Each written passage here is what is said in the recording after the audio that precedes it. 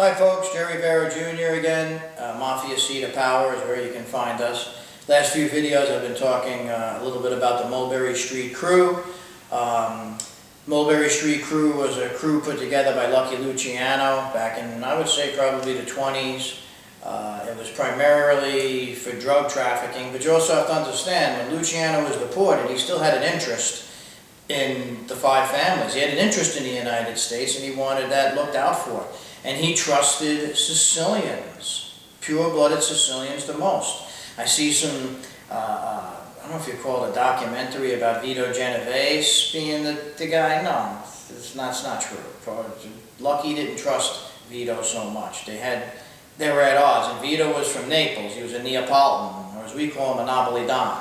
Now, he was more trusting of Sicilians, and those of you out there that are Sicilian or Italian know what I'm saying. Okay, that's what he trusted. So, Paulie would go back and forth to Sicily, okay, with Di Pietro, okay, and he would go on a steamship, and from what I was told, he would pay off the captain and join the captain in his quarters. Now, what would they bring back? And these are things I was told. Drugs would be in big bags of flour, they'd be heroin, I'm sure you've heard olive oil cans, things like that. And there was what I was told, there was a code on Mulberry Street. If you wanted some of these drugs to deal, you would ask the Mulberry Street Crew, I need a cappuccino machine. That was a code that they had to where they would put the drugs in the cappuccino machine for you, and that's how you'd receive it. They created tremendous amounts of money by doing this drug trafficking. And they weren't the only ones. They were the main ones supplying everyone else. They were untouchable. And believe it or not, the other families, they were afraid of him. And you think not, well, when a wise guy gets caught dealing drugs, what do? The boss puts, in the later years, the boss puts a head out him right away because of the charges are so extreme at this point. For dealing drugs, they think they're going to rat. But why don't they go after the supplier? I mean, wouldn't you think that's part of it? Like, okay, I'm taking him out, and wherever he gets it from, take him out too. They're not taking out anybody.